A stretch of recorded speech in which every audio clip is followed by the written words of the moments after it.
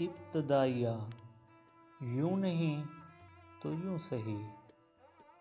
ابا جان، آپ نے یہ کیا کیا؟ بیٹے، تمہیں زندگی بھر نہ بھولنے والا سبق دینے کا کوئی اور طریقہ نہ تھا۔ تمہیں کئی بار اور کئی طرح کہا کہ بیٹے درخت سے اتر آؤ، لو چل رہی ہے، شدید دھوپ پڑ رہی ہے۔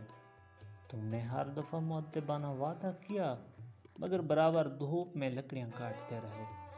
مجھے معلوم ہے کہ گھر میں ایندھن نہیں ہے۔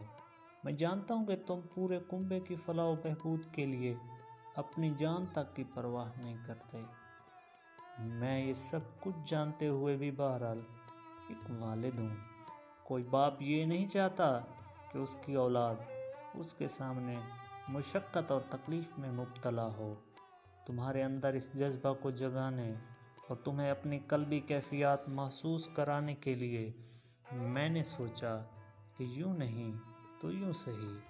چنانچہ تمہارے 6 ماہ بچے کو دھوپ میں زمین پر لٹانا تھا کہ تم بلا تاخیر گرتے پڑتے درخت سے اترے اور جلدی سے بچے کو گود میں لے کر چھاؤں میں آ گئے۔